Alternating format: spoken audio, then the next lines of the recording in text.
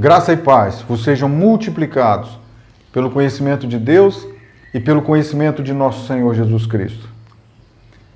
Muito bem, querido, a gente vai ter o entendimento de que a terra renascerá do caos. A terra foi criada como um jardim de Deus, como um lugar do prazer de Deus, e esse lugar, então, ele foi destruído. Nós não sabemos como nem porquê. Mas a ciência, ela está aí e ela nos coloca diante de nós todos os dias fósseis. Fósseis de dinossauros e fósseis de primatas pré-existentes ao homem. E as pessoas ficam tentando compreender, porque se ela pegar e zerar a criação da Terra no versículo 2 do Gênesis, não tem explicação para os dinossauros. E na verdade nós compreendemos que quando Deus trata da criação do nosso planeta, é uma recriação. E você percebe isso facilmente quando você percebe que a água é pré-existente. Quando nós chegamos no versículo 6 do capítulo do Gênesis, Deus vai determinar que haja uma expansão, que haja um vão, um buraco, e Ele vai fazer separação entre águas e águas. E aí passarão a existir águas no solo, águas na terra, embaixo, que a terra ainda não existe, água embaixo e água em cima. Quando nós lemos no Novo Testamento, e nós fizemos um estudo sobre isso há um pouco tempo, a água tipifica a palavra.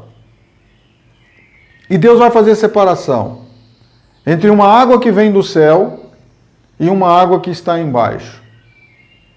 Eu preciso compreender isso para compreender, então, como que a coisa vai prosseguir de agora em diante. A água ela é pré-existente e Deus fez uma separação. Agora há uma água que vem do céu e uma água que existe embaixo na terra. Isso é muito importante porque eu disse para você no vídeo passado que os tipos na prensa do Gutenberg vão fazer uma revolução de informação. Vão se imprimir livros, e o primeiro livro a ser impresso é a Bíblia. Isso vai ser revolucionário no século XVI. Quando nós chegamos no século XIX, vão existir filósofos que vão declarar a morte de Deus. Deus está morto. Um dos maiores influenciadores da nossa geração vai dizer isso. Querido, nós não precisaríamos chegar ao século XIX para que a gente pudesse compreender alguém com tamanha depressão. A gente tem a nossa Bíblia. E na nossa Bíblia tem o livro do Eclesiastes. O livro do Eclesiastes, ele vai tratar uma coisa interessante, que é a existencialidade humana tentando sobreviver sem Deus. Decepção, frustração e tudo é vaidade. Nós não precisávamos de filosofia do século XIX para nos depararmos com essa condição de matar Deus.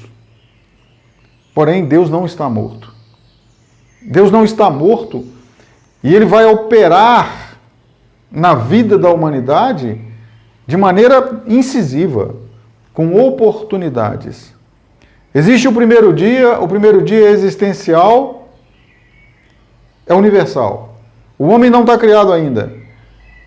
Existe apenas um mandamento: haja luz, e houve luz. No segundo momento, ele está fazendo separação entre águas e águas.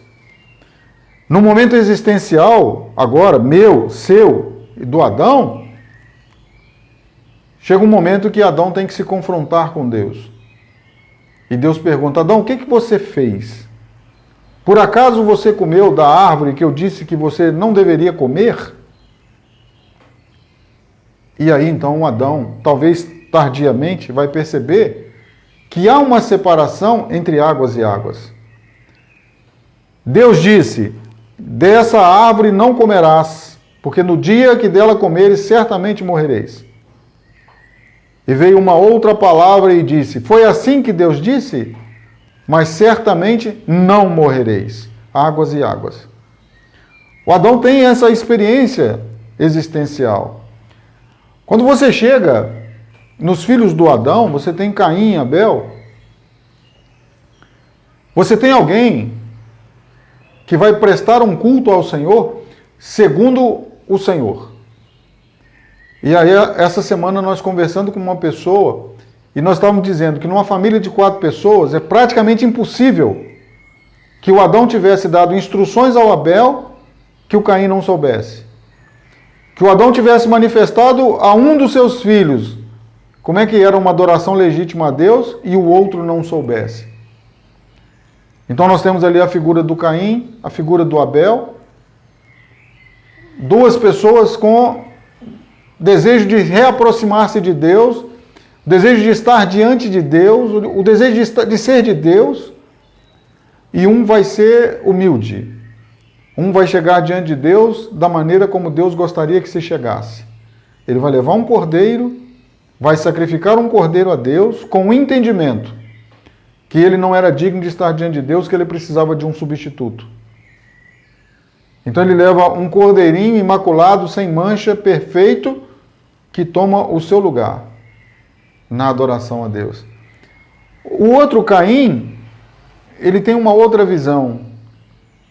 E essa outra visão nós poderíamos dizer que é a outra água, é a outra palavra, é a outra forma existencial. É uma forma existencial filosófica. É uma forma existencial que nós vamos ver no nosso cristianismo hoje em dia, onde as pessoas elas poderiam estar fazendo muita coisa, e não são coisas pequenas, não. Nós poderíamos dizer, por exemplo, de locais de assistência a dependentes químicos. É uma obra maravilhosa. Pessoas que se dispõem a entregar a sua vida para ajudar pessoas dependentes químicos. É uma obra maravilhosa. Mas ele não entrega a sua vida a Deus, ele tem um esforço para fazer isso. Em algum momento, talvez ele pense que ele vai chegar diante de Deus e vai dizer assim: Deus, eu não entreguei minha vida a Jesus, eu não quis me tornar Jesus, mas eu fiz muita coisa boa. Eu ajudei 100 pessoas que eram dependentes químicos a deixar as drogas. E a palavra do Senhor vai dizer assim: eu nunca vos conheci, apartai-vos de mim. E por que aconteceria isso? Por causa da outra água. É por causa da outra influência. É por causa da percepção que eu poderia ser de Deus sem compreender a proposta, a proposição de Deus. Então hoje, com toda a informação disponível e com todos os debates disponíveis, eu conheço inúmeras pessoas que têm dentro de si a intenção de comover Deus, de chegar diante de Deus com uma proposta de algo realizado, e não é algo pequeno, que fique claro isso, mas que não é segundo Deus, que não é segundo Jesus, é segundo eu. É segundo o que eu posso realizar, é segundo o que eu acho que é melhor fazer. Então, querido, quando nós chegamos nesse momento de definição de quem nós somos em Deus, existe água e água. Essa questão, ela vai permear toda a existencialidade. Toda a existencialidade. Quando Deus se propõe a tirar um povo do Egito, e esse povo, ele é um povo resultado de uma promessa de Deus. Deus prometeu para o Abrão: eu vou fazer a sua descendência numerosa, e em ti, Abrão, serão benditas todas as nações, todas as famílias da terra. Porém, aqueles que nascerão de você, Abraão, eles serão peregrinos. Eles vão peregrinar por 400 anos. E só então, só depois de 400 anos, eu os trarei para mim. E eles serão o meu povo. Eles serão um povo especial, um reino sacerdotal. Serão um reino de sacerdotes. Serão um reino de pessoas que falam de mim de tal maneira que todas as outras pessoas vão querer me conhecer. Isso é um reino sacerdotal. Eles terão um culto, uma forma de culto tão maravilhosa que todas as nações em volta vão querer me conhecer, Abraão. E assim acontece. E quando nós chegamos no Egito, existe no Egito um Deus O rio Nilo é um deus no Egito. E a primeira coisa que Deus vai fazer é julgar aquele rio, julgar aquele deus, julgar aquela água. Aquela água, ela vai se tornar imprópria. Ela vai se tornar imprópria para consumo, ela vai se tornar imprópria para beber, para se tomar banho, para se cozinhar. Essa água não vai prestar para nada. Essa água vai se transformar em sangue. A água do rio Nilo, uma das pragas do Egito. Por que que isso é preciso? Porque ela faz oposição à água que vem de Deus, a palavra de Deus que desce do céu e tira a sede. Você nunca ouviu isso? Jesus vai dizer isso. Lá no Novo Testamento, ele está com um cântaro e ele vai dizer: quem tem sede, vem a mim e beba. Ele vai estar num poço ao lado de uma mulher, ele vai pedir água a ela, ela vai dizer para ele: não entendo o senhor, nós somos inimigos, o senhor me pede água? E ele vai dizer para ela: mulher, se você soubesse quem eu sou, tu me pedirias e eu te daria água da vida. Água da vida é a palavra de Deus. Jesus está propondo a ela, dar a ela entendimento da palavra de Deus. Entendimento do propósito de Deus. É isso que ele está propondo a ela. E ela vai dizer para ele: Senhor, dá-me então dessa água para que eu não tenha que vir aqui ao poço para buscar. Não tem nada a ver uma coisa com a outra. Jesus vai dizer para ela: mulher, se alguém beber da água que eu proponho dar, dentro dele nascerá uma fonte que jorra para a vida eterna. Águas e águas. Águas vão permear a vida da humanidade. Vai haver um juízo no capítulo 6 do Gênesis, em águas. Águas dão vida e águas matam. Então é preciso que nós possamos compreender que Deus está declarando para nós o fim desde o princípio. Segundo dia da criação, Deus vai deixar claro que existem duas águas. O primeiro dia da criação, Deus deixa claro para nós que tem luz e tem trevas. Tem luz e tem trevas. Deus está usando uma figura perceptível, alguma coisa que eu enxergo, que eu vejo com os meus olhos, para declarar para mim coisas subliminares da existencialidade humana. Da existencialidade humana. Quando que é que uma pessoa, com todas as luzes da sua casa acesas, ela se encontra em trevas?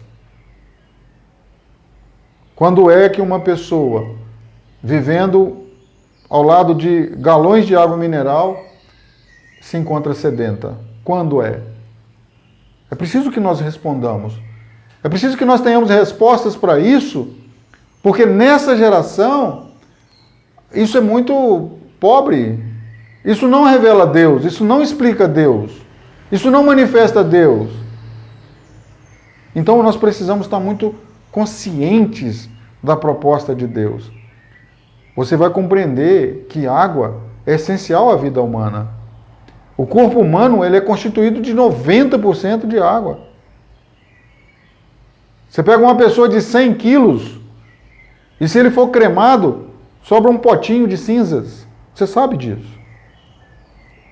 A água é essencial à vida humana. E a água de Deus é essencial à vida espiritual. A água de Deus não é uma água que eu vou lá e tomo de vez em quando. A palavra de Jesus para aquela mulher é: dentro dele nascerá uma fonte que jorra para a vida eterna.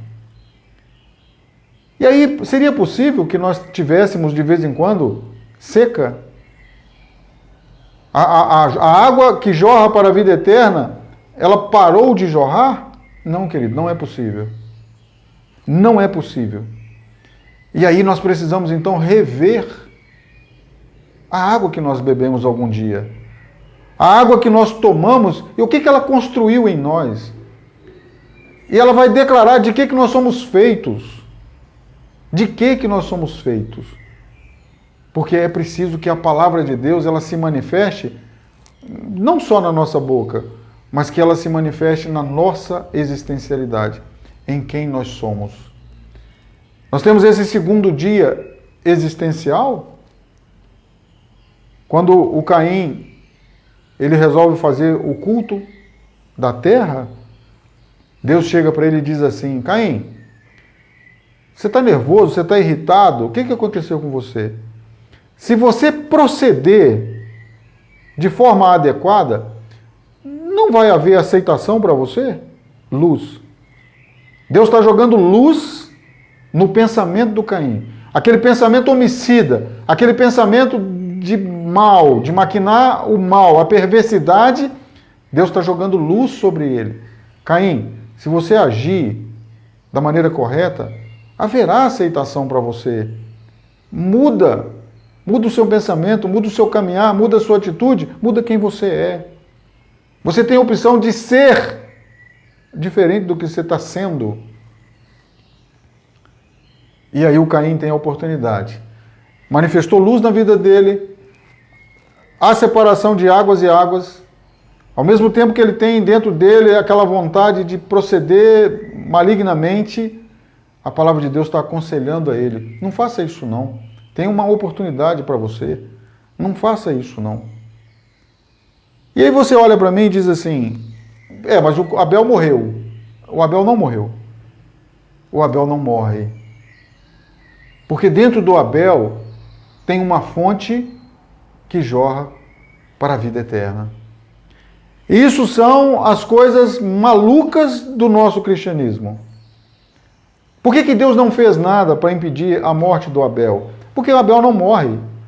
O Abel ali naquele momento ele significava uma esperança de redenção para o Caim, que vivia em perversidade e tinha pensamentos maus. O Abel estava ali para dar aquela oportunidade de redenção ao Caim. Eu e você. Nós continuamos existindo nesse mundo e vivendo nesse mundo como uma oportunidade de redenção para todos que nos observam, para todos que estão à nossa volta. Águas e águas. Se nós temos bebido de uma fonte verdadeira, da fonte do alto, que desce do céu, nós temos condições de também dar vida a outras pessoas, porque dentro de nós tem uma fonte que jorra para a vida eterna. Louvado seja o nome do Senhor.